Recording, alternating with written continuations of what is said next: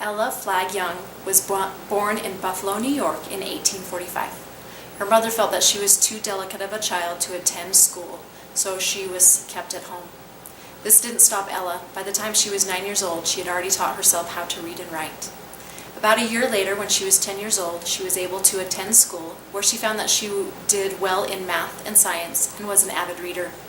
When she was 13 years old, her family moved from Buffalo to Chicago, and here she enrolled in a high school, where she dropped out after just a few months because there wasn't enough challenge to the school and she was bored. About this time, she accepted an invitation from her friend who was going to go take the teacher certification exam, and Ella went along with her. Ella decided to take the test while she was there and passed. She was only 15 at this time, and so she was too young to receive her own teacher certificate.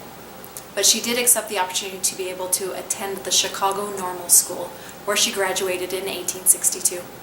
She began teaching school as a primary school teacher when she was only 17 years old, which was during the Civil War.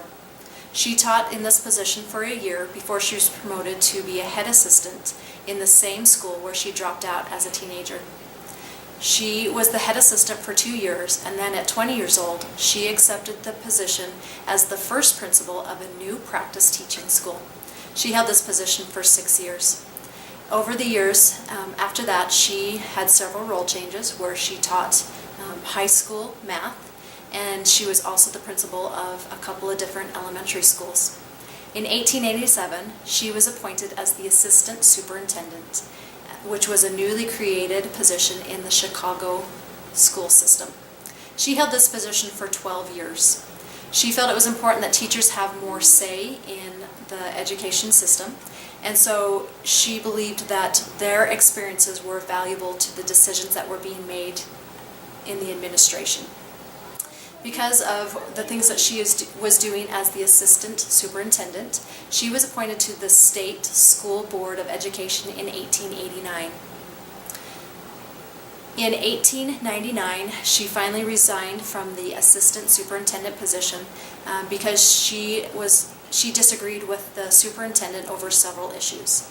This left her free to pursue her PhD from the University of Chicago, where she had been studying under John Dewey for several years. She obtained her degree in 1900 and was a professor there at the University of Chicago for a few years before she returned to the public schools in 1905. At this time, she became the principal of the Chicago Normal School, where she had received her training to be a teacher.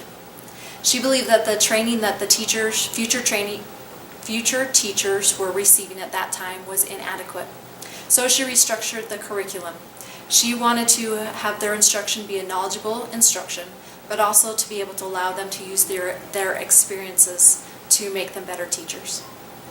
In 1909, the Chicago School Board had been trying for months to hire a new superintendent.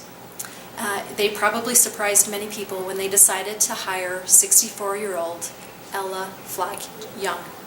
She was the first woman superintendent in a major school system in the United States.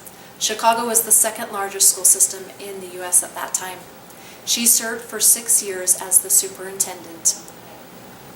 One of her first decisions was to get rid of the secret evaluations that were being used to determine a teacher's pay increase.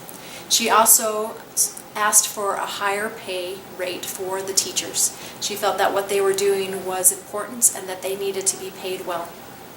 This was something that she struggled with throughout her term as superintendent. She met a lot of resistance from the school boards in asking for higher pay. She also decided that the current curriculum needed to be changed, and so she decided to add the arts, music, natural and social sciences, and the industrial arts, along with the traditional subjects. She also included kindergartens in the elementary schools and made sure that every elementary school had a library. She believed that students should have the freedom to be able to choose some of what they are learning, and so she offered them the choice of a basic course curriculum or a vocational course of study. She also was able to begin in 1912 personal purity classes, which today we would call sex education classes.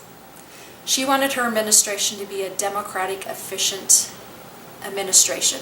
And so she believed that because teachers should have the right to have some say in the things that are happening in the school, she instituted an open door policy for her administration, which meant that the teachers could stop by at any time to talk with her without an appointment even.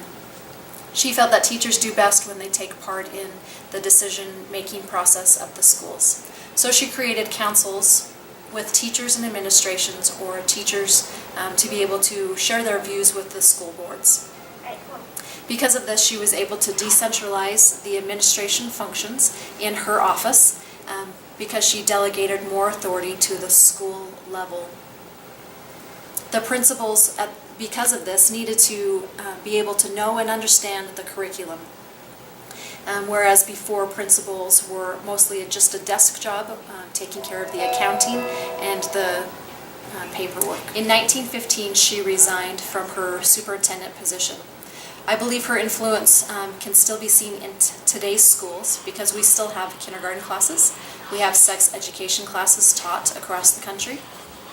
And the students also have the choice of an elective in today's schools. Teachers and administration still meet today to be able to discuss the functioning of the school. We usually call it faculty meetings or staff meetings. In our local school district, on Wednesdays, students are released early so that teachers have time during the normal work hours for collaboration with other teachers within their school and with with teachers in other schools in the district. I believe the lasting impression that Ella Flagg Young leaves on me, though, is her example as a woman administrator in a large school district. I believe that she paved the way for other future women administrators. She showed that she could still be successful in a male-dominated field and showed dedication to individual teachers and the quality of education.